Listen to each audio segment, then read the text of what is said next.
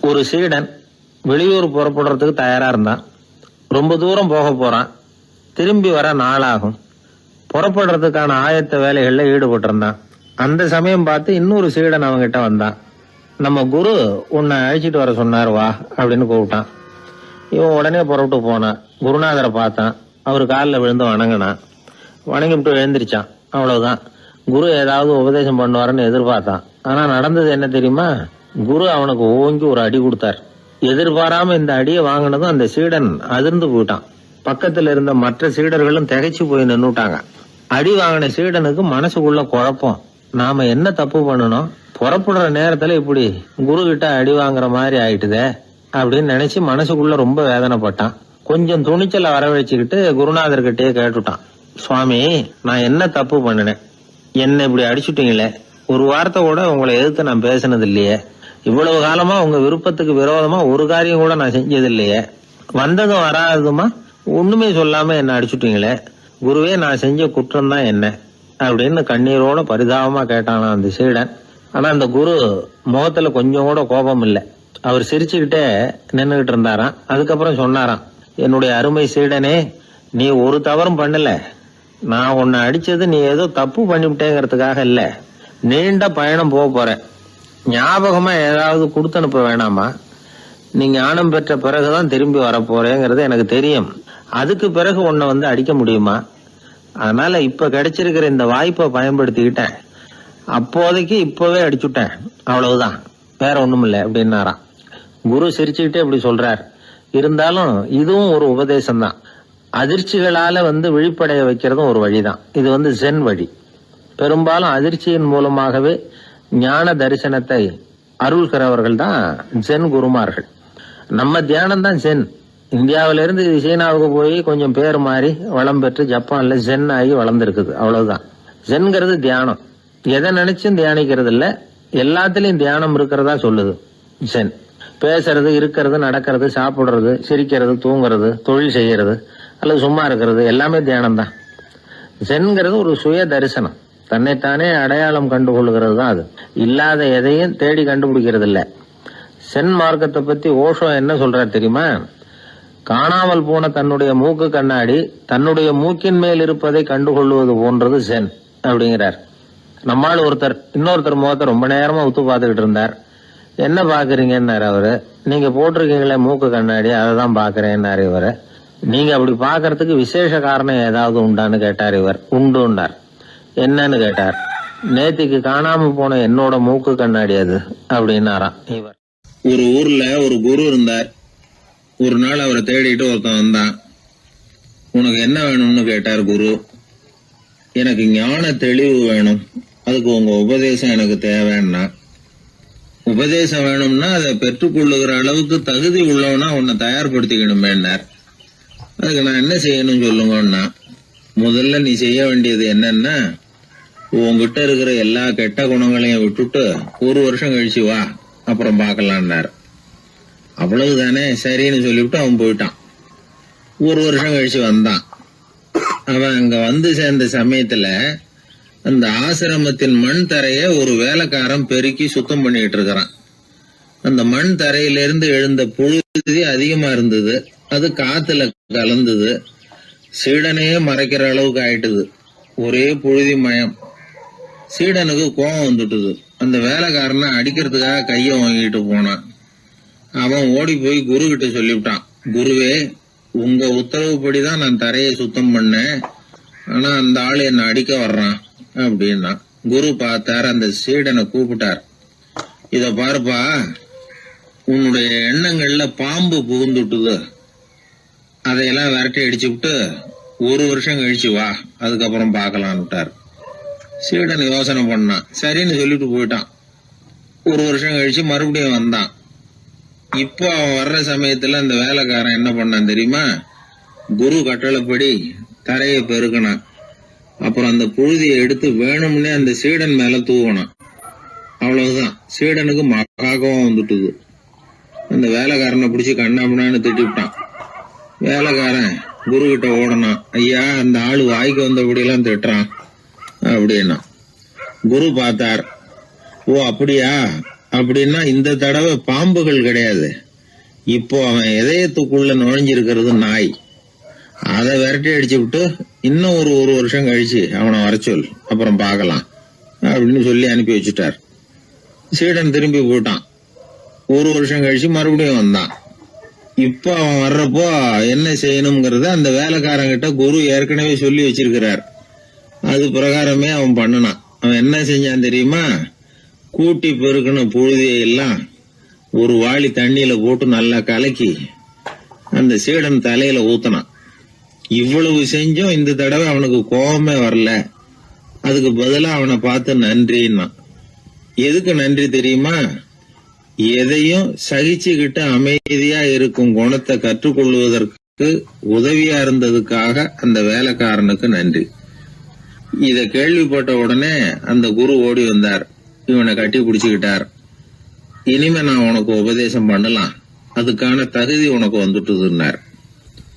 இதுல இருந்து என்ன தெரியுது? ஒருத்தர்கிட்ட உபதேசம் வாங்கணும்னா கூட அதுக்குன்னு ஒரு தகுதி நமக்கு தேவைப்படுது. சகிப்புத்தன்மை ஒவ்வொரு மனிதனுக்கும் தேவைதான். இந்த காலத்துல ஒரு குரு, அவரை தேடி ஒருத்தன் வந்தான். குரு அவனை நிமிர்ந்து பார்த்துட்டு சொன்னார், நீ முதல்ல சகிப்புத்தன்மையை வளர்த்துக்கிட்டு அதுக்கப்புறம் என்கிட்ட வாழ்னார். இவன் அவரை நிமிர்ந்து பார்த்துட்டு சொன்னான், குருவே, நான் உங்ககிட்ட வந்திருக்கிறதே சகிப்புத்தன்மையை வளர்த்துக்கிறதுக்காகத்தானே அப்படின்னு. மனுநீதி சோழன் வரலாறு நமக்கு தெரியும். அது மாதிரி நீதி தவறாத ஆட்சியாளர்கள் பல பேர் இருந்திருக்கிறாங்க இந்த உலகத்துல. ஹசரத் உமர் பின் கத்தாப் அப்படின்னு ஒருத்தர், இஸ்லாத்தின் 2வது கலீஃபா இவர். அவருடைய ஆட்சி காலத்துல நடந்த ஒரு நிகழ்ச்சி. இந்த மன்னருக்கு ஒரு மகன், அவர் பேரு அபு ஷஹ்மா. அந்த மிசர் நாட்டு கவர்னர் அமர் பின் நாஸ், அந்த மன்னருடைய மகன் கவர்னர் அவர்களுடைய கவனிப்புல இருந்தார். அந்த சமயத்துல ஒரு நாள் அவர் மதுபானம் அருந்தினார். கவர்னருக்கு தெரிஞ்சு போச்சு. அவருக்கு தர்ம சங்கடமா போட்டுது. அவர் செஞ்சது மன்னருடைய மகன். கவர்னர் யோசனை பண்ணார். அவர் மெதுவா தன்னுடைய வீட்டுக்கு அழைச்சிட்டு வந்தார். அதிகமா அவரை கஷ்டப்படுத்தாம ஒரு சின்ன தண்டனை கொடுத்து பிரச்சனையை தீர்த்துட்டார். ஏதோ பேருக்கு ஒரு தண்டனை, அவ்வளவுதான். இது நடந்து கொஞ்ச நாள் கழிச்சு மன்னருக்கு இந்த விஷயம் தெரிஞ்சு போச்சு. தன்னுடைய மகன்கிறதுனால கவர்னர் லேசான தண்டனையோட விட்டுட்டார் அப்படிங்கறத புரிஞ்சுக்கிட்டார். உடனே கவர்னருக்கு தகவல் அனுப்பினார். அமர் பின் ஆஸ் அவர்களே, என்னுடைய மகன் மதுபானம் அருந்தி இருக்கிறான். அது உங்களுக்கு தெரிஞ்ச உடனே தண்டனை கொடுத்திருக்கிறீங்க. கலீஃபாவின் மகன்கிற காரணத்தினால குறைவான தண்டனையை கொடுத்ததாக கேள்விப்படுறேன். இது ஷரியத்தின்படி மாபெரும் குற்றம். உங்களுடைய நடத்தையும் மன்னிக்க கூடியதல்ல. இந்த கடிதம் கண்ட உடனே மகன் அபு ஷஹ்மாவை மதீனாவுக்கு அனுப்பி வைக்க வேண்டியது அப்படின்னு கடிதம் எழுதினார். அதை பார்த்தார் கவர்னர். உடனே கலீஃபாவின் மகனை மதீனாவுக்கு அனுப்பி வச்சார். மன்னர் முன்னாடி நீதி விசாரணை நடக்குது. தன்னுடைய மகனுக்கு சவுக்கடி வழங்கும்படியா உத்தரவிடுறார் ஹசரத் உமர் பின் கத்தாப். தண்டனை நிறைவேற்றப்பட்டது. கூடியிருந்தவர்கள்லாம், ஐயா கொஞ்சம் கருணை காட்டுங்க அப்படின்னு சொல்லி மன்னர்கிட்ட வேண்டிக்கிட்டாங்களாம். இந்த வேண்டுகோளை மன்னர் ஏத்துக்கல. நீதியின் முன்னால் தந்தை மகன் அன்பு நேசம் உறவு இந்த முறைகளை எல்லாம் கவனிக்க முடியாது. குற்றம் செஞ்சவர் தண்டிக்கப்பட வேண்டியவர், அவர் யாரா இருந்தாலும் சரி அப்படின்னாராம். எல்லா ஆட்சியாளர்களுமே கவனிக்க வேண்டிய ஒரு செய்தி இது. அவர் ஒரு நாள் தன்னுடைய அரசாங்க கணக்கு வழக்குகளை பார்த்துட்டு இருக்கிறார். அந்த சமயத்துல அவரை பார்க்க ஒரு பெரிய மனிதர் வந்தார். இவர் தன்னுடைய சொந்த வேலை காரணமா வந்திருக்கிறார் அப்படிங்கறத அவர் புரிஞ்சுக்கிட்டார். உடனே அது வரைக்கும் எரிஞ்சுகிட்டு இருந்த விளக்க அணைச்சுட்டு இன்னொரு விளக்க ஏற்றி வச்சுக்கிட்டாராம். இந்த செயலுக்கு என்ன காரணம்னு கேட்டிருக்கிறார் வந்தவர். இதுக்கு அவரு சொன்னார், ஐயா, நீங்க வந்த போது இங்க எரிஞ்சுகிட்டு இருந்தது அரசாங்க விளக்கு, இப்ப எரியறது சொந்த விளக்கு. சொந்த விஷயங்களை பேசுறப்போ அரசாங்க பணத்தை செலவு பண்ணக்கூடாது, அதனாலதான் விளக்க மாத்தினேன் அப்படின்னாராம். இப்படி எல்லாம் பல பேர் இந்த உலகத்துல இருந்திருக்கிறாங்க. ஆனா இப்ப எல்லாம் பல பேர் அப்படி இருக்கிறது இல்ல. ஒருத்தர் அப்படிதான் அரசாங்க விஷயங்களை பார்த்துக்கிட்டு உட்கார்ந்து இருக்கிறார். அந்த சமயத்துல ஒரு பெரிய தொழில் அதிபர் அவரை பார்க்க வந்திருக்கிறார். இவரு சடார்னு எழுந்திருச்சு எரிஞ்சுகிட்டு இருந்த விளக்க அணைச்சுட்டார். எங்கும் ஒரே ஏன் விளக்க அணைச்சுட்டீங்கன்னு கேட்டிருக்கிறார் வந்தவர். இங்க நடக்கிறது மத்தவங்க கண்ணுல பற்றக்கூடாது அப்படிங்கறதுக்காக தான் விளக்க அணைச்சேன். நீங்க கொண்டு வந்திருக்கிறத அப்படி ஒரு ஓரமா வச்சுட்டு போடுங்க, அதுக்கப்புறமா விளக்க போட்டு நான் எடுத்துக்கிறேன் அப்படின்னாராம் இவர். ஒரு குழந்தை அம்மா கிட்ட போச்சு, அம்மா என்ன தூக்கிக்க. உடனே அந்த அம்மா அந்த குழந்தைய தூக்கி இடுப்புல வச்சுக்கிறாங்க. எந்த பக்கம் வச்சுக்கிறாங்க? இடது பக்கம். பொதுவா குழந்தைய தூக்குறவங்க யாரும் வலது பக்கம் இடுப்புல வச்சுக்கிறது இல்ல. விவரம் தெரியாத சில ஆம்பளைகளை அப்படி தூக்கி வச்சுக்கிட்டு அலையிறது உண்டு. ரொம்ப காலமாவே குழந்தைகளை இடுப்புல இடது பக்கமா வச்சிருக்கிற பழக்கம் தான் இருந்து வந்திருக்குது. இதுக்கு ஆய்வாளர்கள் என்ன காரணம் சொல்றாங்க தெரியுமா? அப்படி இருந்தாதான் குழந்தை சொல்றத குழந்தை நினைக்கிறத தாயினால நல்லா உணர முடியுதாம். இடது பகுதி ஆட்சி பண்றது குறிப்பா காதின் தலைமையாக இருக்கிறது வலது பக்கம் தான். அதனால தாய் குழந்தைக்கு பதில் சொல்லவோ அது என்ன கேக்குதுங்கிறத சீக்கிரமா புரிஞ்சுக்கிட்டு நடந்துக்கவோ அதுதான் சௌரியம். அப்படின்னு ஆய்வாளர்கள் இதுக்கு காரணம் சொல்றாங்க. இதனால என்ன ஆகுதான், தாய்க்கும் குழந்தைக்கும் நெருக்கம் அதிகமாகுதான், குழந்தைக்கும் பாதுகாப்பு அதிகமா. அது மட்டும் இல்ல, ஒரு தாய் தன்னுடைய குழந்தைய இடுப்புல சுமக்கிறதுனால அவள் நினைக்கிறத அவளோட இதய துடிப்ப குழந்தை உணர்தான். 9 மாதத்துக்கு அதிகமா இருந்த இடம் இல்லையா, அதனால அவளை பத்தி நல்லா அறிந்து கொள்ளுகிற வாய்ப்பும் குழந்தைக்கு கிடைக்குது. நம்ம முன்னோர்கள் ரொம்ப காலத்துக்கு முன்னாடியே வலது கையை பார்க்க ஆரம்பிச்சிட்டாங்களாம். அவங்க பயன்படுத்திய கல் ஆயுதங்கள்லாம் வலது பக்கமா தான் தீட்டப்பட்டிருக்குது. அதுல இருந்து நமக்கு என்ன தெரியுதுன்னா, வலது கையை தான் உபயோகப்படுத்தி இருக்கிறாங்கிறது தெரியுது. இப்படி எல்லாம் இருந்தா கூட இன்னைக்கு நம்மள 10ல் ஒருத்தருக்கு ஒரு பழக்கம் உண்டு, அது இடது கை பழக்கம். ஆனாலும் 2 கைகளும் ஒற்றுமையா இருக்கிறதுக்கு தான் ரொம்பவும் முயற்சி பண்ணுதான். இப்போ வலது கை பழக்கம் உள்ளவங்க பேசுறதுக்கு, எழுதுறதுக்கு, செயல்படுத்துற தலைமையகம் தலையின் பின்புறம் பிடரியில் இருக்குது. இடது கை பழக்கம் உள்ளவங்களுக்கு மூளையில 2 பக்கங்கள்லயும் தலைமையகம் இருக்குது. இது விஞ்ஞானிகள் சொல்றது. எத்தனையோ மேதைகள் இடது கை பழக்கம் உள்ளவங்களா இருந்திருக்கிறாங்க. அமெரிக்க மேதை பெஞ்சமின் பிராங்கிலின், இத்தாலிய ஓவியர் லியோனார்டோ டாவின்சி, இப்படி நிறைய பேர் இருந்திருக்கிறாங்க, இப்பவும் இருக்கிறாங்க. காலங்காலமா இயல்பாவே இடது கை பழக்கம் இருந்து வந்திருக்குது. அப்படி இருக்கிறப்போ வலது கை எப்போ இடது கைய வென்றது, ஜெயிச்சது அப்படிங்கிற விவரம் இன்னமும் யாருக்குமே புரியல, ஆய்வாளர்களுக்கும் புரியல. அவங்களும் யோசிச்சுக்கிட்டு இருக்கிறாங்க. உலகம் இடது பக்கமா தான் சுத்துது. வானத்துல இருக்கிற வெள்ளி வீதி, அப்புறம் அணுவுல இருக்கிற துணுக்குகள், உடம்புல இருக்கிற அமினோ அமிலம், இப்படி எல்லாமே இடதுபுறமா தான் இயங்கிட்டு இருக்குது. இவ்வளவு செய்திகள் இடது கைக்கு ஆதரவா இருக்கிறப்போ அது எப்படி வலது கை கிட்ட ஏமாந்தது அப்படிங்கிற ரகசியம் இன்னமும் யாருக்கும் தெரியலையா. இது சம்பந்தமா ஆராய்ச்சி பண்றவங்களுக்கு இது இன்னமும் ஒரு பிரச்சனையா தான் இருக்குதான். இப்படி இடது கை ஒதுங்கிட்டதுனால இப்பெல்லாம் வலது கைக்கு தான் மரியாதை அதிகமா போச்சு. ஒரு ஆசாமி இடது கையில கட்டு போட்டுட்டு வந்தானா, கையில என்னப்பா கட்டுன்னு விசாரிச்சிருக்கிறாரு ஒருத்தர். ஒரு இயந்திரத்தை பிரிச்சு ரிப்பேர் பார்த்துக்கிட்டு இருந்தேன், மறுபடியும் அதை ஓட விட்டு பாக்குறப்போ இடது கை விரல் மாட்டிக்கிட்டது, அதுதான் கட்டு அப்படின்றான். நல்ல வேளை வலது கை மாட்டி இருந்தா உன்னால சாப்பிட கூட கஷ்டமா போயிருக்குமே என்னார் அவர். இதுக்கு அவன் சொன்னானா, முதல்ல வலது கை தாங்க மாட்டிக்க இருந்தது, நான் தான் உடனே புத்திசாலித்தனமா அதை இழுத்துக்கிட்டு இடது கையை கொடுத்தேன் அப்படின்றான். இவன் எப்பேற்பட்ட புத்திசாலி பாருங்க. இந்த வலது கை இடது கைங்கிறத பத்தி அறிவியல் ஆராய்ச்சி ஒரு பக்கம் இருந்தாலும் கை சுத்தமா இருக்கணும், இது வாழ்க்கைக்கு முக்கியம். உண்மை, உழைப்பு, நேர்மை இதெல்லாம் இருந்தாதான் வாழ்க்கையில முன்னேற முடியும். அதனால இந்த இடது கை பழக்கம், வலது கை பழக்கம் எது எப்படி இருந்தாலும் அது ஒருத்தருடைய புத்திசாலித்தனத்தை பாதிக்கிறது இல்ல. அதனால வாழ்க்கையில முன்னேறதுக்கு இது ஒரு இடைஞ்சலா இருக்கிறது இல்ல. நாம நம்ம உடம்பையும் புரிஞ்சுக்குவோம், மனசையும் புரிஞ்சுக்குவோம். அப்படி புரிந்து கொண்டு வாழ்க்கையில முன்னேறுவோம். ஒரு இளைஞன், வசதியான குடும்பம், அவனுக்கு வாழ்க்கையில நிம்மதி இல்ல, வாழவே பிடிக்கல, எல்லாம் வெறுத்து போச்சு. என்ன பண்ணலாம்னு யோசனை பண்ணான். ஒரு குருவை தேடிட்டு போனான். அவர்கிட்ட தான் வந்த விவரத்தை சொல்லி ஏதாவது வழி சொல்லுங்க சுவாமின்னு கேட்டான். அவரு பார்த்தார், சரி அதுக்கு முன்னாடி உன்னை பத்தி கொஞ்சம் சொல்லு, எவ்வளவு படிச்சிருக்கிற, என்ன தெரியும் உனக்கு அப்படின்னு கேட்டார். சுவாமி, நான் ஒழுங்கா படிக்கல, எதுவும் தெரியாது, ஆனா ஒண்ணு, கொஞ்சம் சதுரங்கம் ஆட தெரியும் எனக்கு, அவ்வளவுதான். குரு கொஞ்சம் யோசனை பண்ணார். பக்கத்துல இருந்த ஒரு சீடனை கூப்பிட்டார். அவங்கிட்ட ஒரு பேரை சொல்லி, நீ உடனே போய் அந்த பிக்ஷுவை இங்க கூப்பிட்டுட்டு வா அப்படின்னார். வரும்பொழுது ஒரு சதுரங்க பலகையும் அதுல விளையாடுறதுக்கான காய்களையும் எடுத்துட்டு வா, அப்படியே நம்ம சீடர்கள் எல்லாரையும் இங்க வர சொல்லு அப்படின்னு சொன்னார். கொஞ்ச நேரத்துல எல்லாரும் வந்து சேர்ந்தாங்க. சதுரங்க பலகையை கொண்டாந்து வச்சாங்க. அந்த பிக்ஷுவும் வந்து சேர்ந்தார். குரு முன்னாடி அடக்கமா நின்னார். குரு அவரை கிட்டத்துல கூப்பிட்டு கொஞ்ச நேரம் சதுரங்கம் ஆடணும்னார். அந்த பிக்ஷுவுக்கு சதுரங்கம்னா என்னன்னு தெரியாது, இருந்தாலும் மறுப்பு எதுவும் சொல்லல. குரு சொன்னார், பிக்ஷுவே, நீர் என்னுடைய சீடர், என்னுடைய பேச்சை மறுக்காதவர், உம்முடைய அடக்கத்தையும் பணிவையும் நான் அறிவேன், எனக்காக உயிரையும் கொடுக்கறதாக சொல்லி இருக்கிறீங்க.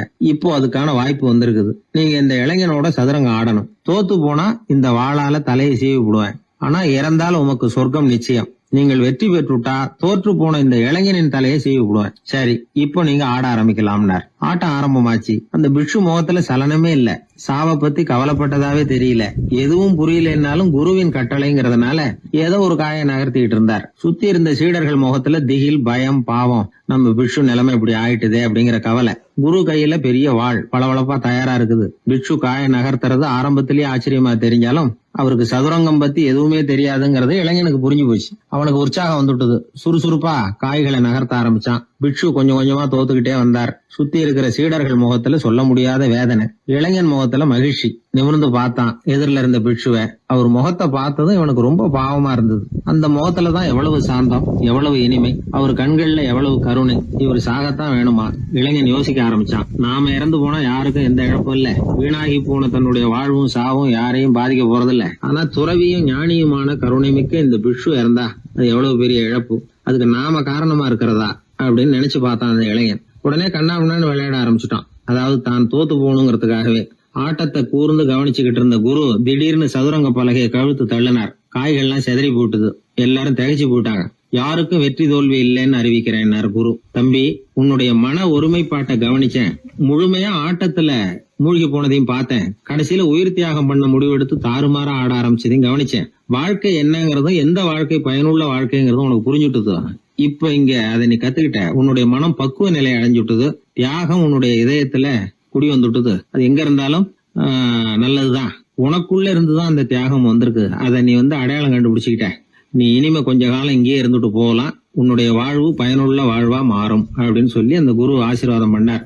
இந்த காலத்திலயும் ஒருத்தர் அது மாதிரி தன்னுடைய வாழ்க்கையை பயனுள்ளதாக ஆக்கிக்கணும்னு ஆசைப்பட்டார். உடனே சதுரங்கம் ஆட ஆரம்பிச்சார். அப்புறம் சீட்டாட ஆரம்பிச்சார். கொஞ்ச நாள் கழிச்சு அவரை பார்த்த நண்பர் ஒருத்தர் கேட்டார், என்னங்க சீட்டாட ஆரம்பிச்ச பிறகு வாழ்க்கை பயனுள்ளதா ஆச்சா அப்படின்னு கேட்டார்.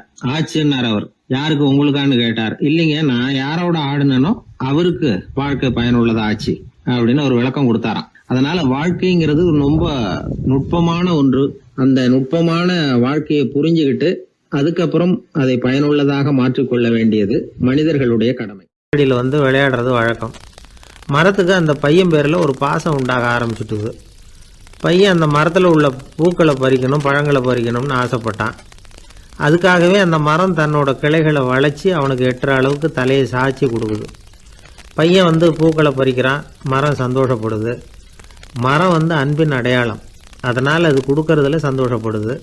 மனிதன் ஆணவத்தின் அடையாளம். அதனால் இவன் பறிக்கிறதுல சந்தோஷப்படுறான்.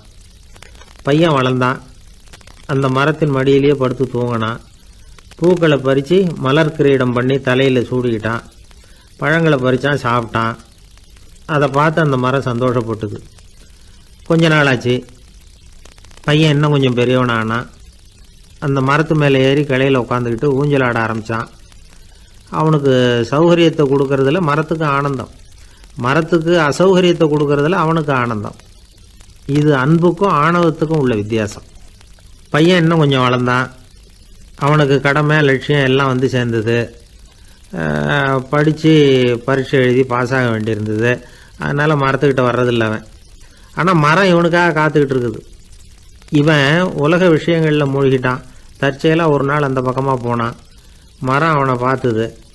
மறந்துட்டியா என்ன, நான் உன்னை பார்க்கணும்னு ஆவலாக காத்துக்கிட்டு இருக்கேனே அப்படின்னுது. இவன் பார்த்தான். நீ என்ன வச்சிருக்கிற, நான் உங்ககிட்ட ஏன் வரணும், உங்ககிட்ட பணம் இருக்குதா சொல்லு, வர்றேன். ஏன்னா நான் இப்போ பணத்தை தான் தேடிக்கிட்டு இருக்கிறேன் அப்படின்னா.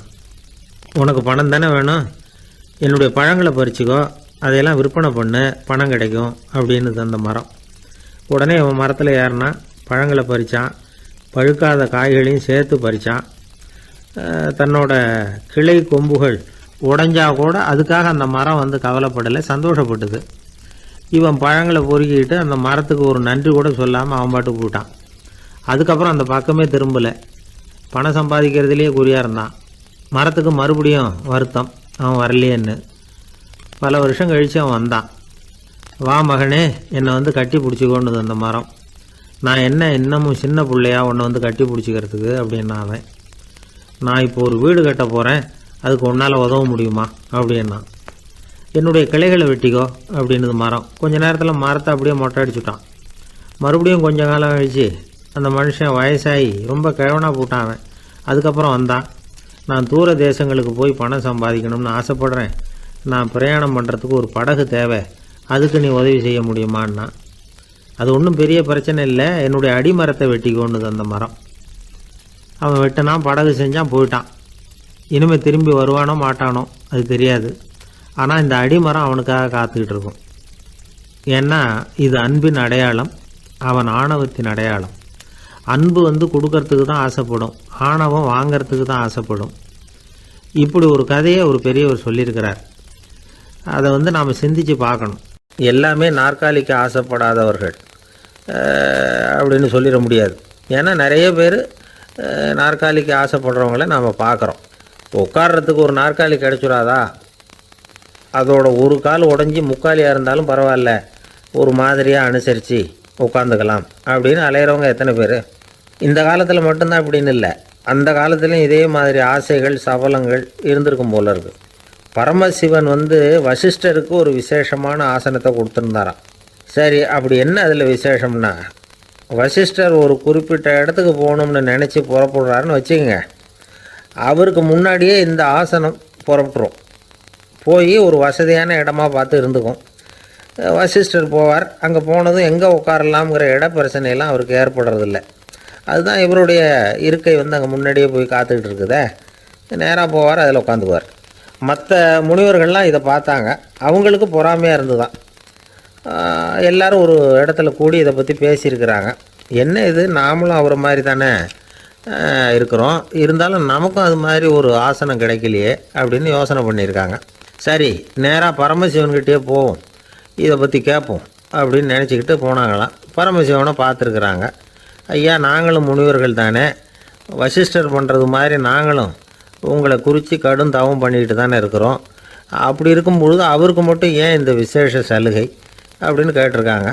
அதுக்கு பரமசிவன் சொன்னாராம், முனிவர்களே, உங்கள் கேள்விக்கு நான் பதில் சொல்கிறேன், ஆனால் அதுக்கு முன்னாடி நீங்கள் ஒரு காரியம் பண்ணணும்னாராம்.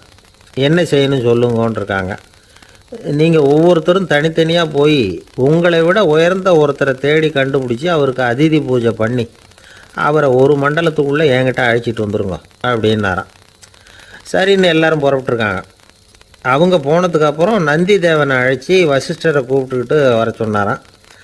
அவர் வந்தார், வணங்கினார். வசிஷ்டரே, இன்னையிலேருந்து ஒரு மண்டலத்துக்குள்ளே உங்களை விட தாழ்ந்தவர் ஒருத்தரை தேடி கண்டுபிடிச்சி அவருக்கு அதிதி பூஜை பண்ணி அவரை என்கிட்ட கூப்பிட்டுட்டு வாங்கன்னு விட்டார். சரின்னு இவரும் புறப்பட்டு போயிட்டார். கொஞ்ச நாள் ஆச்சு. முனிவர்கள்லாம் திரும்பி வந்தாங்க. பரமசிவன் முன்னாடி நின்னாங்க. ஐயா, எவ்வளவோ தேடி பார்த்துட்டோம், எங்களை விட உயர்ந்தவர்கள் யாருமே கிடைக்கல அப்படின்னாங்களாம். வசிஷ்டரும் சேர்ந்தார். ஐயா, எவ்வளவோ தேடி பார்த்தேன், என்னை விட தாழ்ந்தவர் யாருமே கிடைக்கல அப்படின்னாராம். அவரே தொடர்ந்து சொன்னார், என்னுடைய மனைவி எனக்கு அடங்கினவ தானே, அவளுக்காவது அதிதி பூஜை பண்ணி அழைச்சிட்டு வந்துடலாமான்னு யோசித்து பார்த்தேன். என்னோட மனசு அதுக்கும் இடம் கொடுக்கல. ஏன்னா அவளோட பதி விரதத்துக்கு முன்னாடி நாம் ஏமாத்திரம் அப்படின்னு யோசித்து பார்த்தேன். அதனால் அந்த எண்ணத்தையும் கைவிட்டுட்டேன் அப்படின்னு ரொம்ப வருத்தத்தோடு சொன்னாராம். இதை கேட்ட உடனே மற்ற முனிவர்களுக்கு வெக்கமாக போச்சு. இந்த உலகத்தில் நம்மளை விட மேலானவங்க யாருமே இல்லைன்னு நாம் நினச்சோம். வசிஷ்டரோ தன்னை விட தாழ்வானவங்க யாருமே இல்லைன்னு நினைக்கிறார். பரமசிவன் ஏன் அந்த ஆசனத்தை அவருக்கு மட்டும் கொடுத்தார் அப்படிங்கிற கேள்விக்கான பதில் அவங்களுக்கு கிடச்சிட்டு தான். இந்த காலத்தில் நாம் எப்படி நினைக்கிறோம்னா, எல்லாரும் நம்மளை விட மட்டமானவங்கன்னு நினைக்கிறோம். அதனால் நாம் மட்டும் நாற்காலியில் உட்காந்தா போதும் அப்படின்னு நினைக்கிறோம். ஏமாந்து போனவங்க சந்தர்ப்பம் பார்த்து காலை வாரி விட்டுறாங்க, கீழே விழுந்து காலை உடச்சிக்கிறோம். அதுதான் இன்றைக்கி நடக்கிறது. ஒரு அம்மா தன்னோட வீட்டுக்காரரை ஒரு மனோதத்துவ டாக்டர்கிட்ட அழைச்சிட்டு போனாங்களாம். என்ன ப்ராப்ளம்னு கேட்டிருக்காரு டாக்டர். எங்கள் வீட்டுக்காரர் அடிக்கடி நாற்காலியில் உட்காந்து காலை உடச்சிக்கிறார் அப்படின்னாங்களாம். அப்படின்னா அந்த நாற்காலியில் தான் ஏதோ கோளாறு அப்படின்னாரான் டாக்டர். அப்படி இருக்க முடியாது டாக்டர் அப்படின்னாங்களாம் அந்த அம்மா. அது எப்படி அவ்வளோ உறுதியாக சொல்கிறீங்கன்னு கேட்டிருக்காரு அந்த டாக்டர். எங்கள் வீட்டில் நாற்காலியே கிடையாது டாக்டர், இவர் இருக்கிறதா நினச்சிக்கிட்டு உட்கார்றார், அதுதான் ப்ராப்ளம். ஒரே ஒரு ஊரில் ஒரு ராஜா இருந்தார், ரொம்ப நல்லவர். ஒரு நாள் அரண்மனையில் விசாரணை நடந்துக்கிட்டு இருக்குது. அதில் ஒரு வழக்கு. ஒரு விவசாயி புகார் கொடுக்குறார். என்ன புகார்னா, அவர் வயலில் ஆடுகள் மேய்ஞ்சி பயிரை அழிச்சுட்டுது. நிறைய உழைச்சி செலவு பண்ணி பயிரை உண்டாக்கி வச்சுருந்தேன், எல்லாம் போயிட்டுது. இனிமேல் நான் என்ன செய்கிறது, நீங்கள் தான் சரியான தீர்ப்பு வழங்கணும் அப்படின்னார் அந்த விவசாயி. அந்த ஆடுகளுக்கு சொந்தக்காரர் யாருன்னு கண்டுபிடிச்சி அரண்மனைக்கு அழைச்சிட்டு வாங்கன்னு உத்தரவு போட்டார் ராஜா. சேவகர்கள் போனாங்க, ஆளை கண்டுபிடிச்சாங்க, கூப்பிட்டுக்கிட்டு அரண்மனைக்கு வந்துட்டாங்க. ராஜா விசாரணை பண்ணார். அப்புறம் விசாரித்து முடிச்சுவிட்டு தீர்ப்பு வழங்கினார். இந்த விவசாயி அடைந்திருக்கிற இழப்புக்கு ஈடாக உன்னுடைய ஆடுகளை அவங்ககிட்ட கொடுத்துட வேண்டியது அப்படின்னு சொல்லிவிட்டார். உன்கிட்ட இருக்கிற ஆடு பூரா அவன்கிட்ட கொடுத்துரு, அந்த ஆட்டுனால் ஏற்பட்ட இழப்பு சரியாக போகட்டும் அப்படின்னு தீர்ப்பு வழங்கிட்டார். அந்த மன்னருடைய மகன் இதை பார்த்துக்கிட்டே உட்காந்துருந்தான். இந்த தீர்ப்பை இன்னும் கூட சிறப்பாக வழங்கலாமே அப்படின்னு நினச்சான். அப்பாக்கிட்ட சொன்னான். உடனே அந்த அரசர், சரி நீயே இதுக்கு சரியான தீர்ப்பு சொல்லு அப்படின்னார். அந்த இளவரசன் தீர்ப்பு சொல்கிறான். அவன் சொன்ன தீர்ப்பு என்னன்னா, உங்ககிட்ட இருக்கிற ஆடுகள் எல்லாத்தையும் 1 வருஷ காலத்துக்கு அந்த விவசாயிகிட்ட ஒப்படைச்சிட வேண்டியது. அந்த 1 வருஷத்துக்குள்ள அந்த ஆடுகள் போடுற குட்டிகள், பால், எரு எல்லாம் விவசாயி எடுத்துக்க வேண்டியது. 1 வருஷத்துக்கு அப்புறம் உங்களுடைய ஆடுகளை நீங்களே திருப்பி வாங்கிக்க வேண்டியது. இதுதான் இளவரசன் சொன்ன தீர்ப்பு. இது சரியான தீர்ப்பு தான். இனிமேல் என்னுடைய அரச பொறுப்புகளை இளவரசர் வசம் ஒப்படைக்கிறேன் அப்படின்னு சொல்லி ஒப்படைச்சுட்டாராம். அதாவது தாவூத் நபி, சுலைமான் நபி இவர்களுடைய சரித்திரத்தில் இந்த சம்பவம் காணப்படுறதாக ஒரு நண்பர் சொன்னார். ஒரு தண்டனையை பெறுகிறவன் அதுக்கு பிறகு சமூகத்தில் நல்ல விதமாக வாழறதுக்கு வாய்ப்பு இருக்கிறது மாதிரி அமையணும் தீர்ப்பு. அதுக்கு இது ஒரு உதாரணம். சில தீர்ப்புகள் எப்படி அமைஞ்சு விடுதுன்னா, ஒரு தண்டனையை அனுபவித்து முடித்தவன் அதுக்கப்புறம் அவன் இந்த சமூகத்தில் நல்லவனாக வாழறதுக்கு நினச்சா கூட அதுக்கு தகுதி இல்லாதவன் அப்படிங்கிற அளவுக்கு சூழ்நிலை அமைஞ்சிருது. இது சிந்திக்க வேண்டிய ஒரு செய்தி. இன்னொரு ஊரில் ஒரு ராஜா இருந்தார். அவர் ஒரு நாள் ஒரு போட்டி வச்சார். என்ன போட்டின்னா, அரண்மனை வாசலில் ஒரு பெரிய நீச்சல் குளம், அதில் நிறைய விஷப்பாம்புகள். எந்த இளைஞன் துணிச்சலாக அதில் நீச்சல் குளத்தில் குதித்து நீந்தி கரையேறி வர்றானோ அவனுக்கு 100 ஏக்கர் நிலம் பரிசாக வழங்கப்படும். அது வேணாம்னா 1000 ஆடுகள் பரிசாக வழங்கப்படும். அதுவும் வேணான்னா என்னுடைய மகளை கல்யாணம் பண்ணிக்கலாம். இதுதான் மன்னருடைய அறிவிப்பு. பரிசுலாம் நல்லா தான் இருக்குது. இருந்தாலும் பாம்புகள் உள்ள குளம்ங்கிறது நல்லா இல்லையே. அதனால் யாரும் அதில் குதித்து நீஞ்சறதுக்கு முன் வரல. இருந்தாலும் திடீர்னு ஒரு இளைஞன் அந்த நீச்சல் குளத்தில் குதித்தான். நீந்தினா ஒரு வழியாக கரையேறி வந்துட்டான். மன்னருக்கு ரொம்ப மகிழ்ச்சி. நீ தான் தைரியமான இளைஞன், வா இப்படின்னு கூப்பிட்டார். கிட்ட வந்தான். அந்த இளைஞன் தண்ணீர் சொட்ட சொட்ட நிற்கிறான். சரி, உனக்கு 100 ஏக்கர் நிலம் வேணுமான்னு கேட்குறார். வேண்டாங்கிறான். சரி, அப்படின்னா 1000 ஆடுகள் வேணுமான்னு கேட்குறார். அதுவும் வேணாங்கிறான். ஓ, அப்படின்னா என் பொண்ணை கல்யாணம் பண்ணிக்கிறியா அப்படின்னு கேட்குறாரு. அதுவும் வேணாங்கிறான். ராஜாவுக்கு ஒன்றும் புரியல. அப்படின்னா உனக்கு என்ன தான் வேணும் அப்படிங்கிறார். என்னை பிடிச்சி இந்த குளத்தில் தள்ளி விட்டவன் யாருங்கிறது எனக்கு தெரியணும் அப்படின்னா. 1944 வருஷத்துல ஒரு நாள் மொரார்ஜி தேசாய் எரவாடா சிறையில் இருந்தார். காவல்துறை உயர் அதிகாரி ஒருத்தர் வர்றார். மொரார்ஜி தேசாய சிறை அதிகாரி அலுவலகத்துக்கு அழைச்சிட்டு போறார். சிறை அதிகாரி ஒரு தகவலை சொல்றார். உங்க நண்பர் மங்கள்தாஸ் பக்வாசா அப்படிங்கிறவர் நாசிக் சிறையில அடைக்கப்பட்டிருந்தார். அவருக்கு உடல் நலம் ரொம்ப பாதிக்கப்பட்டதுனால அவரை சிறையிலிருந்து பம்பாயில உள்ள ஹரிகிருஷ்ணன் தாஸ் மருத்துவமனைக்கு கொண்டுகிட்டு போயிருக்கிறாங்க. அவரு உங்களை பார்க்கணும்னு ரொம்ப ஆவலோட இருக்கிறார். அதனால நீங்க பரோல்ல போய் பாத்துட்டு வாங்களே அப்படின்னார். நிபந்தனையோட போய் பாத்துட்டு வரலாம்னார். தியாக செம்மல்கள் பரோல்ல செல்றதில்ல அப்படிங்கிற உறுதியோட தான் சிறைச்சாலைக்கு வருவாங்க. இப்படி இருக்கிறப்போ மொரார்ஜி மட்டும் பரோல்ல போயிட்டு வர்றதுக்கு எப்படி சம்மதிப்பார்? உயிர் நண்பரின் உயிர் ஆடுது அப்படிங்கறத கேட்டதும் உடனே போய் பார்க்கணும்னு ஆவல் தான்.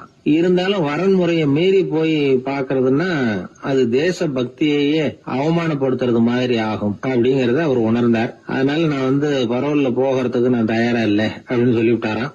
நண்பருடைய கடைசி ஆசைய நிறைவேற்றுறது உங்க கடமை இல்லையா அப்படின்னு கேட்டிருக்காரு சிறை அதிகாரி. கடமை தான், அதே சமயம் என்னுடைய கடமையை காப்பாத்துறதும் முக்கியமாச்சே அப்படின்னாரா இவர். அதுக்கப்புறம் அந்த அதிகாரி நிபந்தனை இல்லாமலே மொரார்ஜியை வெளியில அனுப்புறதுக்கு சம்மதிச்சாராம். அப்படி இருந்தும் மத்த நண்பர்களை கலந்துகிட்டு தான் மொரார்ஜி வெளியில புறப்பட்டாராம். பம்பாய்க்கு போனார். படுக்கையில நண்பரை சந்திச்சார். அவர் ரொம்ப மோசமான நிலைமையில இருந்தார். உடல்நிலை கவலைக்கிடம்னு தான் டாக்டர்களும் சொன்னாங்க. மங்கள்தாஸ், இனி எனக்கு வாழ்க்கையில என்ன இருக்கு, நான் இறந்து விடுறதே மேலுன்னாராம். மொரார்ஜிக்கு ரொம்ப வருத்தமா போச்சு. மங்கள்தாஸ் இல்லத்துல இருந்த சமயத்துலதான் மொரார்ஜிய கைது பண்ணாங்களாம். அந்த அதிர்ச்சி தான் மங்கள்தாஸ ரொம்ப பாதிச்சிருக்கு அப்படிங்கறத அவர் புரிஞ்சுக்கிட்டார். இத பாருங்க, விடுதலை போராட்டத்துல ஈடுபடுறவங்களை கைது பண்றதும் சிறையில அடைக்கிறதும் சகஜம் தானே. அன்னைக்கு உங்க வீட்டுல இருந்தப்போ நான் கைது செய்யப்படலைன்னாலும் இன்னொரு இடத்துல நான் கைது செய்யப்பட்டுதான் இருப்பேன். அதனால அதை பத்தி நீங்க ஏன் வேதனைப்படணும்? நீங்க தைரியமா உறுதியா இருக்கணும். அது மட்டும் இல்ல, அது வரைக்கும் மருந்தே சாப்பிடாம இருந்த மங்கள்தாஸ மருந்து சாப்பிட வச்சாராம். 2 நாள் அவர் பக்கத்திலே இருந்தார். அதுக்கப்புறம் பெரிய டாக்டரை பார்த்து மங்கள்தாஸ் உடல் நல சம்பந்தமா விசாரிச்சார். இப்ப பரவாயில்ல, தேறி இருக்கிறார். எப்படி இருந்தாலும் இன்னும் ஒரு 6 மாசம் தான் அவர் உயிரோட இருப்பார் அப்படின்னு சொல்லிவிட்டாரு டாக்டர். ஆனா அதுக்கப்புறம் நடந்தது என்ன தெரியுமா?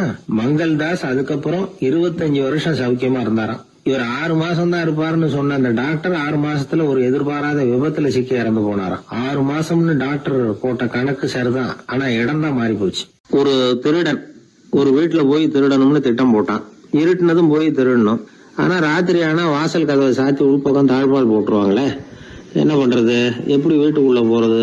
இவன் யோசனை பண்ண ஒரு முடிவுக்கு வந்தான். சரி, பகல் நேரத்திலேயே யாருக்கும் தெரியாம அந்த வீட்டுக்குள்ள நுழைஞ்சிருவோம், அங்க போய் எங்கேயாவது ஒளிஞ்சுக்குவோம், இருட்டுற வரைக்கும் பேசாம இருப்போம், ராத்திரி எல்லாரும் தூங்கினதுக்கு அப்புறம் நைஸா போய் பீரோவை திறந்து இருக்கிறது பூரா எடுத்துக்கிட்டு ஓடியாந்துடலாம் அப்படின்னு திட்டம் போட்டான். அதே மாதிரி ஒரு நாள் மத்தியானத்துக்கு மேல அந்த வீட்டுக்காரன் எங்கேயோ வெளியில புறப்பட்டு போனான். வீட்டுக்கார அம்மா அடுப்பங்கரையில என்னமோ சமைச்சுக்கிட்டு இருந்தாங்க. திருடன் பார்த்தான், இதுதான் சமயம்னு அந்த வீட்டுக்குள்ள மெதுவா நுழைஞ்சிட்டான். எங்க ஒளியலாம்னு பார்த்தா வலது பக்கம் ஒரு ரூம் இருந்தது. அங்க போனான். அங்க ஒரு படுக்கை அறை, அங்க ஒரு பெரிய கட்டில் இருந்தது. அதுக்கு அடியில போய் பதுங்கிட்டான். இருட்டுனது நம்ம வேலையை ஆரம்பிக்கலாம், அது வரைக்கும் பொறுமையா இருக்கணும் அப்படின்னு சொல்லி பேசாம வாயை மூடிட்டு கம்முன்னு இருக்கிறான். ரொம்ப நேரம் கழிச்சு வெளியில போயிருந்த வீட்டுக்காரன் திரும்பி வந்தான். சாப்பிட்டான், லைட்டை நிறுத்தி விட்டு படுத்துட்டான்.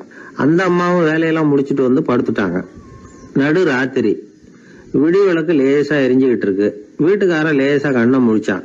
கட்லுக்கு நேரா எதிரில ஒரு கண்ணாடி. அதுல பாக்குறான், கட்லுக்கு கீழே ஒரு திருடன் ஒளிஞ்சு இருக்கிறது தெரிஞ்சு போச்சு. உடனே அவன் திருடன் திருடன்னு சத்தம் போடல, யோசனை பண்ணான்.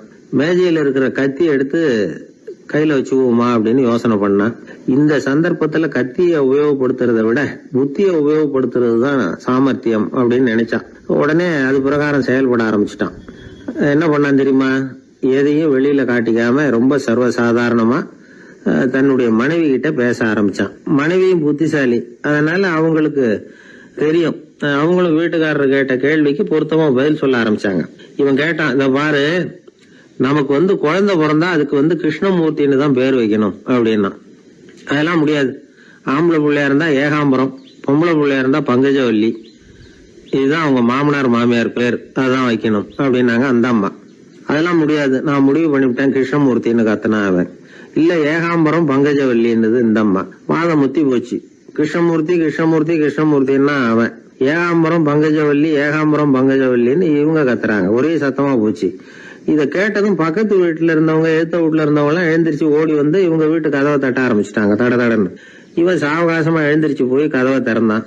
என்னங்க, இந்த ராத்திரி வேலையில எங்களை எல்லாம் ஏன் கூப்பிட்டீங்க, யாருக்கு என்னாச்சு அப்படின்னு கேட்டாங்க. கேட்டது யாருன்னா பக்கத்து வீட்டு கிருஷ்ணமூர்த்தி, எழுத்த வீட்டு ஏகாம்பரம் பங்கஜவல்லி எல்லாரும். அடடே, உங்களை கூப்பிடலீங்க, குழந்தைக்கு பேர் வைக்கிறது சம்பந்தமா எங்களுக்குள்ள சண்டை வந்துட்டுது, அதுதான் விஷயம். வேணும்னா இதான் கட்டிலுக்கு அடியில ஒளிஞ்சிட்டு இருக்கிறானே ஒருத்தன், அவனை கூட கேட்டு பாருங்க, அவன் தான் இதுக்கு சாட்சி அப்படிங்கிறான் அந்த ஆளு. உடனே எல்லாரும் விஷயத்த புரிஞ்சுக்கிட்டு திருடனை பிடிச்சி போலீஸ்ல ஒப்படைச்சிட்டாங்களாம். நெருக்கடியான நேரங்கள்ல பதறாம புத்திசாலித்தனமா செயல்படணுங்கிறத தெரிஞ்சுக்கிறதுக்காக இந்த கதை. புத்திசாலித்தனமா செயல்படுற ஒரு குடும்ப தலைவி இருக்காங்க. அவங்க என்ன செய்வாங்க தெரியுமா? எல்லாரும் ராத்திரி ஆனா வீட்டை உள்பக்கமா பூட்டி விட்டு தானே படுப்பாங்க. ஆனா அந்த அம்மா என்ன பண்ணுவாங்கன்னா, வீட்டை வெளிப்பக்கமா ஒரு பூட்டு போட்டு பூட்டி விடுவாங்க. எழுத்த வீட்டுக்காரங்க கிட்ட சொல்லி தினமும் இப்படி பூட்டி விட சொல்றது பழக்கம். ஏங்க அப்படி செய்யறீங்க, திருடன் சுலபமா உள்ளே வந்துடக்கூடாதுங்கிறதுக்காகவா அப்படின்னு கேட்டாங்க. இல்லைங்க, சுலபமா வெளியில போயிடக்கூடாதுங்கிறதுக்காக அப்படின்னாங்க. என்னங்க சொல்றீங்க அப்படின்னு கேட்டாங்க. ஆமாங்க, இவருக்கு அந்த பழக்கம் உண்டு அப்படின்னு தன்னுடைய வீட்டுக்காரரை காட்டினாங்க.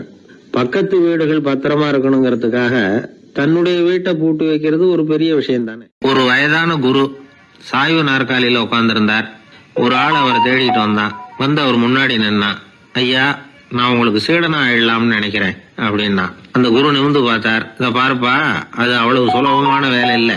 அப்படியா சொல்றீங்க அப்படின்னா. ஆமா, நீ ஒரு சீடனா ஆகணும்னா உன்னுடைய அகங்காரத்தை எல்லாம் விட்டுடணும், தியானத்துல முழுமையா ஈடுபடணும், இது மாதிரி இன்னும் பல காரியங்களை ஒழுங்கா செய்யணும், ஒரு ஈடுபாட்டோட செய்யணும்.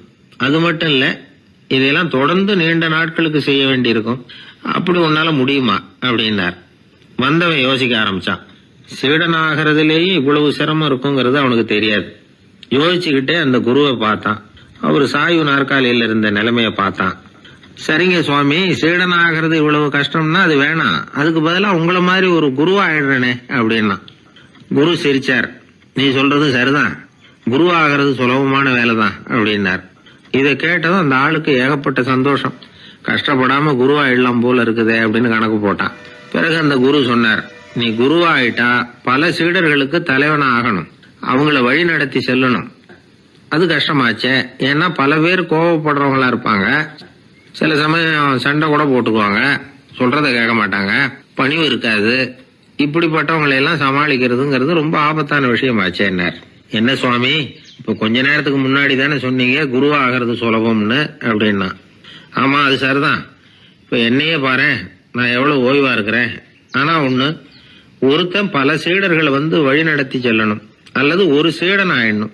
இப்படி ரெண்டுல ஒண்ணு ஆனாதான் நல்லது அப்படின்னாரு அவரு. அவன் இப்ப ரொம்ப குழம்பி போயிட்டான். ஏன்னா மாத்தி மாத்தி ஒவ்வொரு விதமா சொல்றாரேன்னு. சுவாமி, நீங்க சொல்றத பார்த்தா ரெண்டுமே கஷ்டமான காரியமா தான் தோணுது. என்ன முடிவு எடுக்கிறதுன்னு எனக்கு புரியல. அதனால உங்களுடைய அபிப்பிராயம் என்ன, அதை சொல்லுங்க அப்படின்னு கேட்டான்.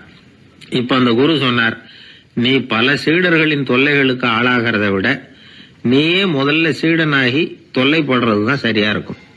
ஏன்னா அப்ப நீ உன்னுடைய பிரச்சனையை மட்டும்தான் கவனிக்க வேண்டியிருக்கும். குரு ஆயிட்டீன்னா பல பேருடைய பிரச்சனையில தலையிட வேண்டியிருக்கும் அப்படின்னார். ஒரு உண்மையான குருவுக்கும் சீடனுக்கும் உள்ள உறவுங்கிறது ரொம்ப பயன் கருதாத ஒரு அன்பு கலப்பு. ரெண்டு இயற்கையான முழுமை நெருங்கி ஒன்றோட ஒன்று கலக்கிறது. அது நீங்க கேள்வி கேட்டா எப்படி அது முழுமை இருக்க முடியும்? அதுல முழுமைங்கிறது ஒரு அமைதியான நிலை. இந்த காலத்து குரு சீடர்கள்லாம் வேற மாதிரி. ஒரு குரு தன் சீடன் கிட்ட சொன்னார், இந்த பாருப்பா, நீ இந்த உலகத்துல எதுக்கும் பிரயோஜனப்பட மாட்ட, பன்றி மேய்க்கிறது கூட லாய்க்கில்லை அப்படின்னார். அப்படின்னா ஒண்ணு செய்யறேன் அப்படின்னா சீடன். என்ன பண்ணுவேன்னு கேட்டிருக்காரு குரு. உங்களை மாதிரியே ஒரு குருவாயிடுறனே அப்படின்னானா அந்த சீடன். பத்திரிகையில வர்ற செய்திகளை கூட நகைச்சுவையா சொல்றது உண்டு. அதாவது அதை நேரடியா சொன்னா வானொலியில அனுமதிக்க மாட்டாங்க சில விஷயங்களை. அது சின்னாருக்கு கௌரவ குறைச்சல், அதை வேடிக்கை கலந்து நகைச்சுவோடு சொல்லும் பொழுது அதை அனுமதிச்சிருவாங்க. அப்ப அந்த விசாரணை கமிஷன் அது இதுன்னு நிறைய நடந்துகிட்டு இருந்தது. டெல்லியில இருந்து அமலாக்க பிரிவு அதிகாரிகள்லாம் வராங்க போறாங்கன்னு பத்திரிகையில அமர்க்கலப்பட்ட இடம். அந்த நேரம் நான் ஒரு ரேடியோவில் ஒரு செய்தியை தயார் பண்றோம். அப்ப என்ன பண்ணேன்னா, இது மாதிரி அந்த பத்திரிகை செய்தியை வச்சுக்கிட்டே ஒரு செய்தி சொன்னோம், இன்னொரு தகவல் சொல்லி. அதனால ஒருத்தன் தமிழ்நாட்டுல ஒரு ஆள், அவன் திடீர்னு கோடீஸ்வரன் ஆயிட்டான். நேத்து வரைக்கும் சாதாரணமா இருந்தா இன்னைக்கு கோடீஸ்வரன் ஆயிட்டான். டெல்லியில இருந்து 2 அதிகாரிகள் வராங்க, எப்படி அவன் பணம் சேர்த்தான்னு கண்டுபிடிக்கிறதுக்கு. அவனை கூப்பிட்டு 2 அதிகாரிகளும் எப்படிடா பணம் சேர்த்த? நான் ஒன்னும் தப்பான வழியில பணம் சேர்க்கல சார், நான் பந்தயம் கட்டியே பணக்காரன் ஆயிட்டேன். பந்தயம் கட்டி எப்படிடா பணக்காரன் ஆக முடியும் அப்படின்னா, நீங்க நம்புங்க சார், நான் பந்தயம் கட்டி தான் பணக்காரன், தப்பான வழியில சேரல சார். பந்தயம் கட்டி எப்படிடா கோடீஸ்வரன் ஆனு அப்படின்னா, நாங்க நம்ப முடியாதுன்றான் விசாரிக்க வந்தவன். அப்படின்னா உங்ககிட்டே ஒரு பந்தயம் கட்டட்டுமான்றான் விசாரிக்க வந்தவன்ட்டிய. என்னடா பந்தயம் அப்படின்னா, ஒண்ணுமில்ல சார், இது என் கண்ணு, இது என் பல்லு, என் கண்ணை என் பல்லாலேயே கடிக்கிறேன், எவ்வளவு பந்தயம். விசாரிக்க வந்தா 100 ரூபாய் எடுத்து வச்சான், இதை ப்ரூவ் பண்றான்னு. அப்படியே கண்ணை எடுத்துட்டான். அது பளிங்கு கண்ணு, ஏற்கனவே ஒரு கண்ணு பளிங்கு கண்ணு வச்சுனா எடுத்து கடிச்சு விட்டான். இது விசாரிக்க வந்தாலும் 100 ரூபாய் விட்டுட்டு நிக்கிறான். எப்படி பணம் சேர்த்தான்னு வந்தவன். உடனே இன்னொருத்தன், இவன்ட்ட என்னடா பேச்சு கொடுக்காரா, நம்ம பணம் தான் அங்க போயிட்டு இருக்கு, உனக்கு விசாரிக்க தெரியல, போடா நான் விசாரிக்கிறேன்னு அடுத்த வந்தான். அது நீ ஒழுங்கா சொல்றேன், எப்படிடா பணம் சேர்த்தேன் சார், நீங்க கொஞ்சம் புத்திசாலியா தெரியுது அவரை விட, நீங்களாவது நம்புங்க சார், பந்தயம் கட்டி தான் பணம் சேர்த்தேன், நான் நம்ப முடியாது அப்படின்னா உங்ககிட்ட இன்னொரு பந்தயம் கட்டட்டுமா அப்படின்றான்.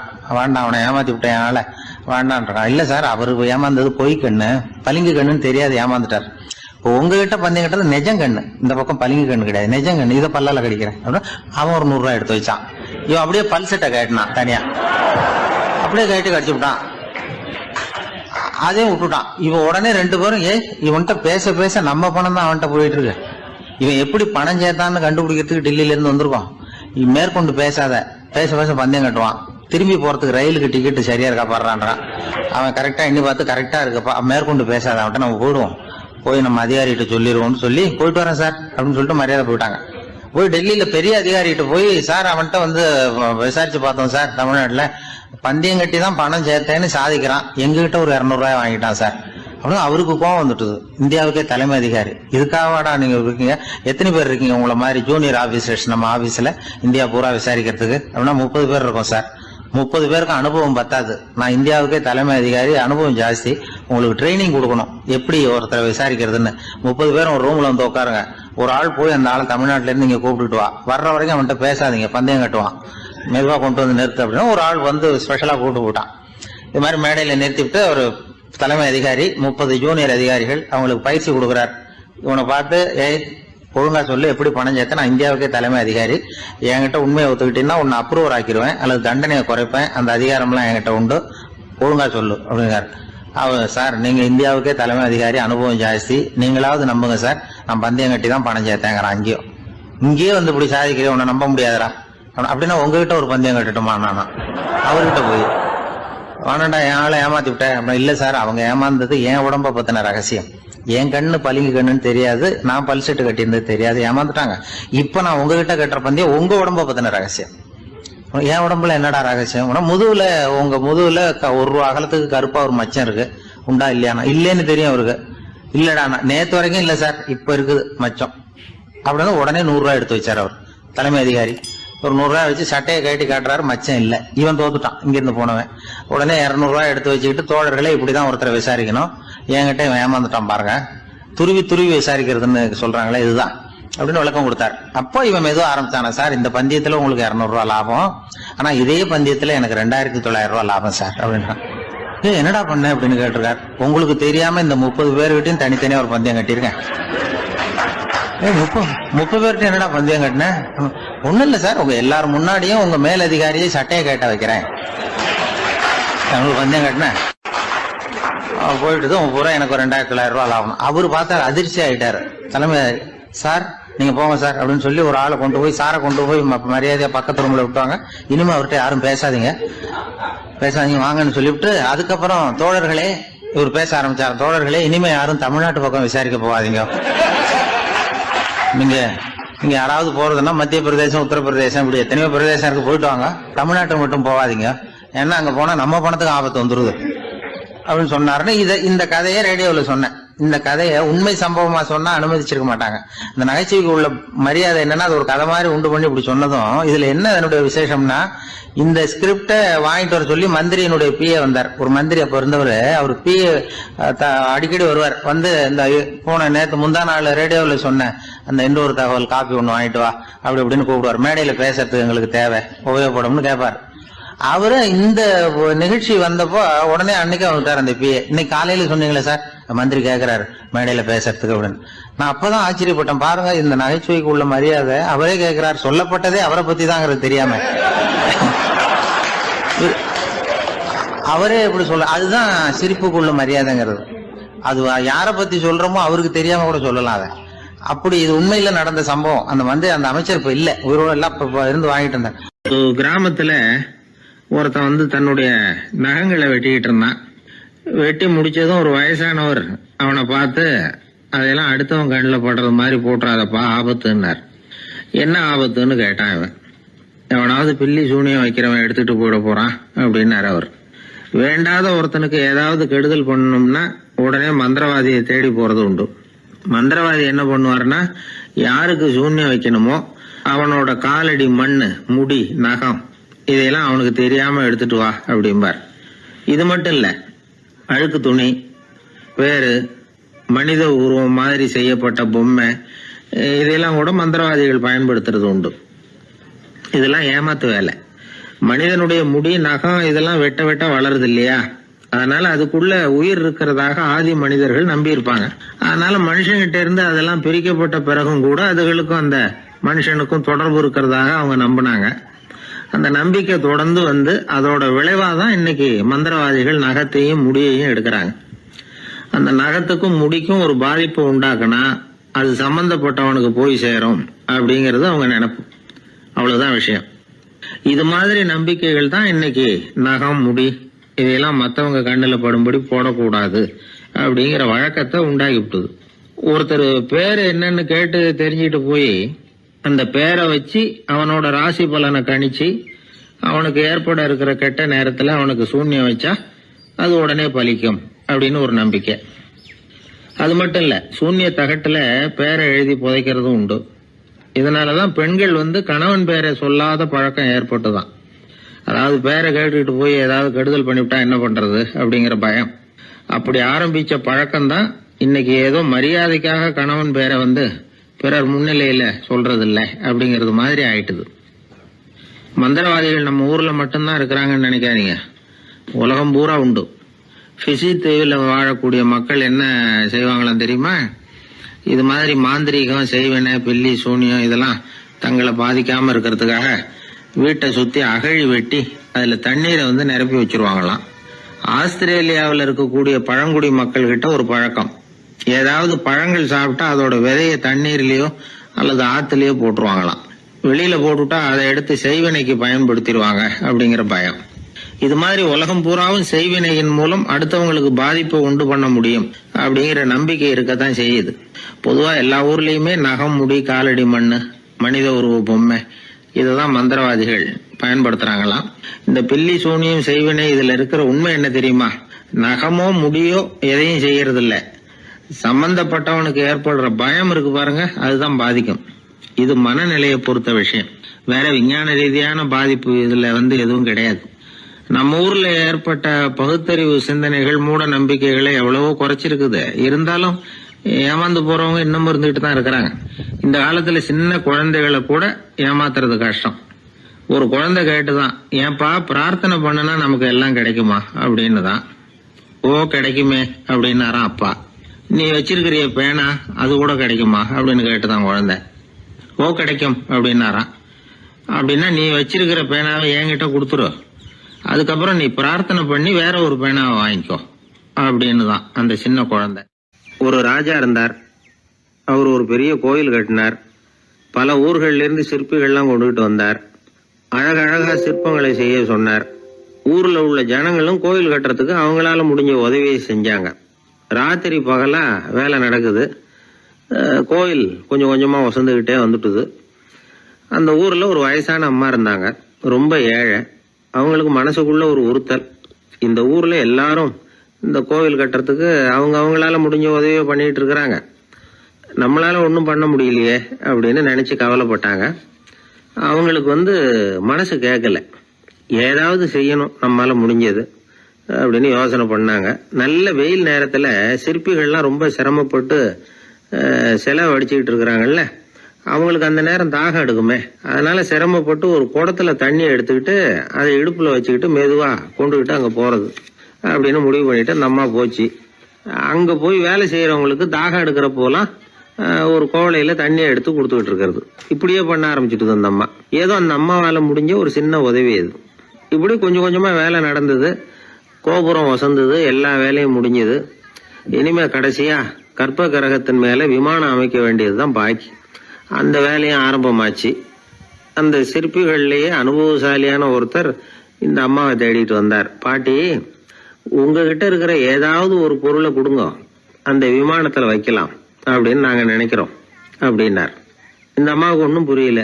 ஏதாவது இருந்தாவில கொடுக்கலாம், எதுவும் இல்லையே, என்ன பண்றது யோசனை பண்ணாங்க. இத பாருப்பா, என்கிட்ட என்ன இருக்கு, இந்த வாசப்படியில கிடக்குது, இந்த கல்லு தான் இருக்குது, வேணும்னா இத எடுத்துட்டு போங்க அப்படின்னாங்க.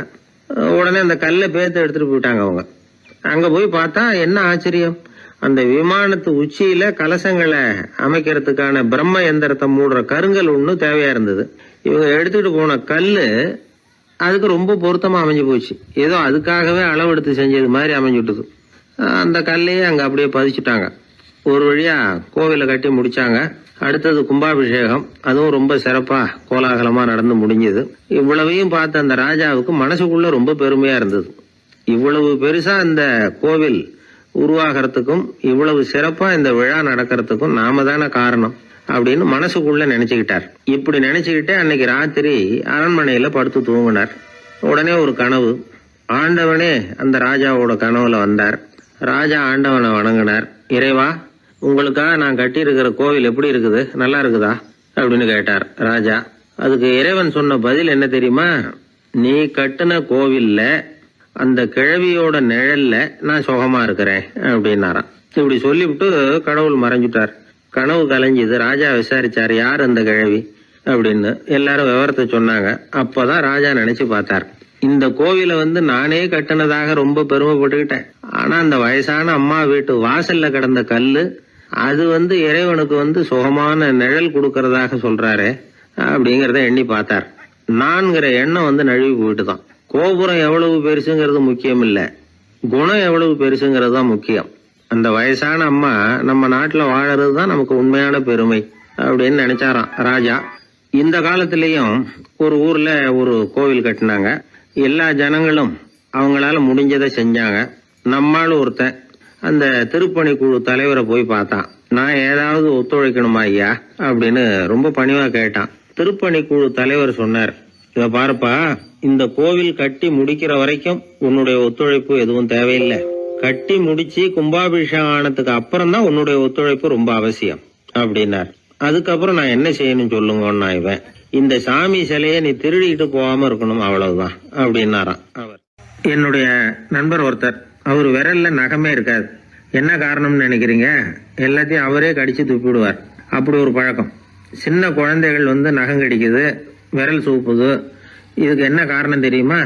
குழந்தைகள் மனசுல ஏற்படக்கூடிய ஒருவித பாதுகாப்பின்மை, இன்செக்யூரிட்டி, அல்லது தான் சரியா கவனிக்கப்படல அப்படிங்கிற எண்ணத்தோட வெளிப்பாடு தான் அது அப்படிங்கிறாங்க டாக்டர்கள். சில இடங்கள்ல 2வது குழந்தை பிறந்த உடனே பெரியவர்கள் கவனம் முதல் குழந்தைகிட்ட இருந்து கொஞ்சம் விலகி 2வது குழந்தைகிட்ட போயிடும். அந்த சமயத்துல முதல் குழந்தைக்கு இந்த பழக்கம் ஏற்படுறதுக்கு வாய்ப்பு உண்டா. சில குடும்பங்கள்ல கணவன் மனைவி 2 பேருமே வேலைக்கு போறவங்களா இருப்பாங்க. குழந்தை ரொம்ப நேரத்துக்கு பெத்தவங்களை பிரிஞ்சு இருக்க வேண்டிய சூழ்நிலை இருக்கும். குழந்தை ஒரு பாதுகாப்பின்மையை உணர ஆரம்பிக்கும்.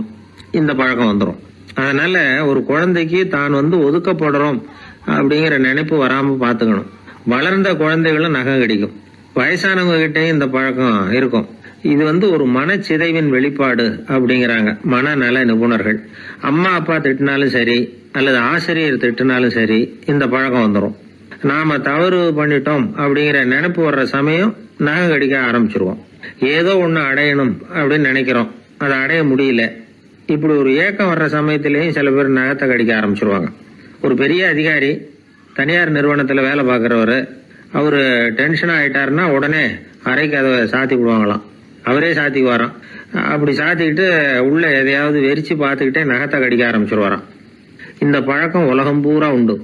நகம் கடிக்கிறவங்களை அந்த பழக்கத்திலிருந்து மீட்கிறதுக்கு என்ன வழி அப்படின்னு லண்டன்ல உள்ள அழகியல் நிறுவன நிபுணர்கள் யோசனை பண்ணி பார்த்துருக்குறாங்க.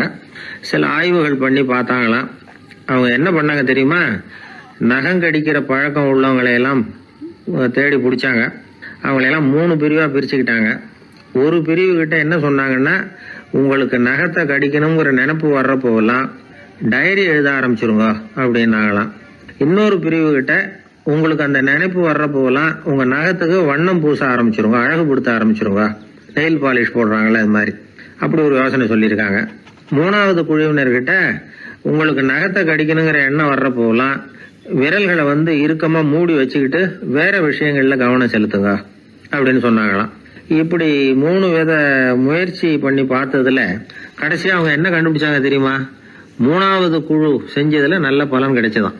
அதாவது நகம் தெரியாதபடிக்கு விரலை இறுக மூடிக்கிட்டு வச்சுக்கிட்டோம்னா அந்த பழக்கம் மாறுதான். அப்படி இருந்தவங்க கிட்ட இந்த நகம் கடிக்கிற பழக்கம் மெதுவா குறைஞ்சு போச்சான். அதனால நகம் கடிக்கிற பழக்கம் உள்ளவங்க இதை முயற்சி பண்ணி பார்க்கலாம். ஒரு ஆள் இருந்தார், அவருக்கு எப்ப பார்த்தாலும் நகத்தை கடிச்சுக்கிட்டே இருக்கணும், அப்படி ஒரு பழக்கம். அதனால அவர் விரல்ல எப்பவும் நகம் இருக்கிறது இல்ல, விரல் இருக்கிறதே பெரிய ஆச்சரியம். அவருக்கு திடீர்னு உடம்புல அரிப்பு, சொரிஞ்சிக்க முடியல, அரிப்பும் நிக்கல. 1 வாரம் தொடர்ந்து கஷ்டப்பட்டார். கடைசியா ஒரு டாக்டர் கிட்ட ஓடினார். அவர் எல்லாத்தையும் விவரமா கேட்டுக்கிட்டு கடைசியா கொஞ்சம் மாத்திரை கொடுத்து வேலைக்கு ஒண்ணு சாப்பிடு அப்படி